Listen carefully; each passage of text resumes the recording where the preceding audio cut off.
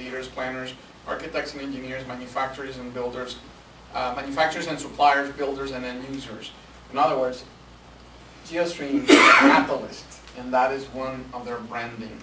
And then finally, if you really are trying to be sustainable, GeoStream's sustainable housing and lodging solutions are framed within the full and complex scope of sustainability, and that means it builds on 5 capitals: social capital, natural capital, built capital, industrial capital, and economic capital. And there's some layers behind that, but those are the 5 things I see. If GeoStream is able to capitalize on these 5 points of departure as a prescription, you're already so far ahead of the game. Because the whole key is reducing to one word, and that is integration. The problem that the construction industry faces is a disjointed fragmentation and complete compartmentalization from mentalities to how you do things. So if you want the short version of all of this, GeoStream solutions are in the middle of sustainable, what do we do? In other words, from urban to individual principles, maximum value, minimum waste, and then the with what is the resource base that for me is totally technology enabled. And I think I point you into the direction of Fiat Tech. For anybody that has not known, fiattech.org is a website that I would encourage you to look at. It stands for Fully Integrated and Automated Technologies, and it's a consortium that is national, from technology providers to owners, contractors, and everything.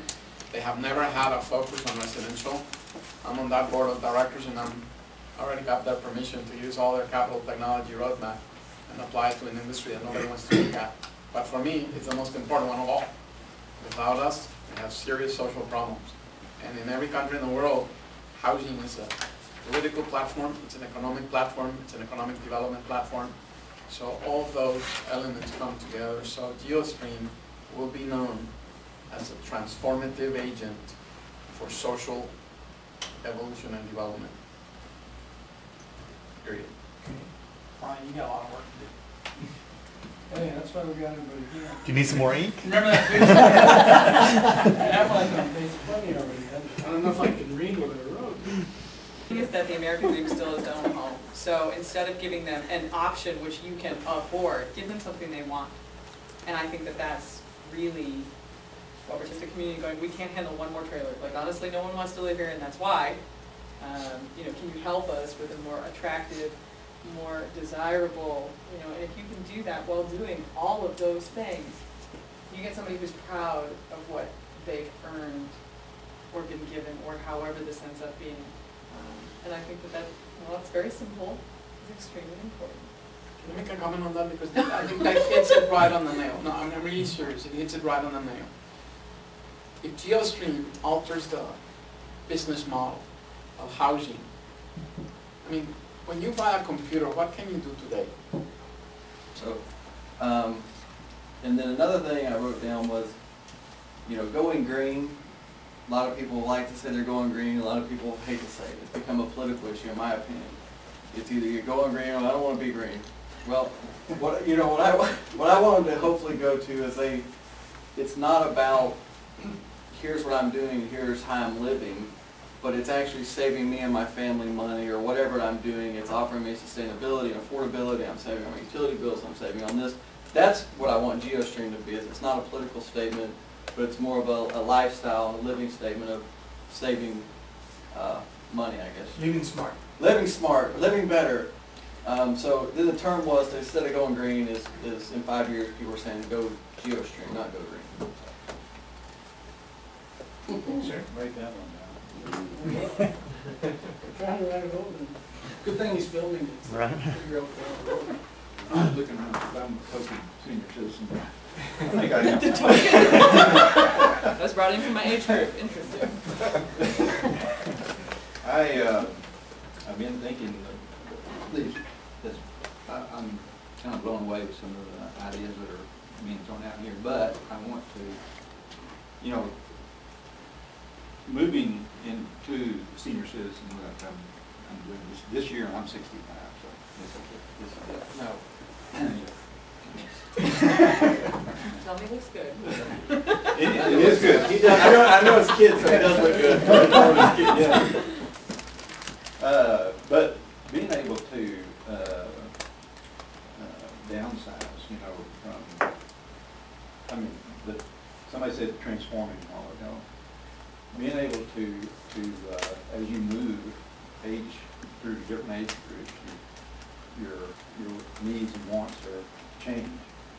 And being able to transform as I move through these different, you know, at one stage I had lots of kids going through the house and so on and so forth, and now it's less. Well, actually not. I've got 8 grandkids, but they're going through the needs and the wants are different. There's 2 things. One, being able to accommodate that change with quality, downsizing in size and so forth, and being able to move into that as I move through those categories. But underlying all of that is the whole notion of being able to go to GeoStream and know that there's a level of integrity about that company that is beyond compare. And they've been able to not just be successful as a company, but they've been successful in transforming the way we think about a company. And that transformation is a dependency, it's a trust, and it's a integrity.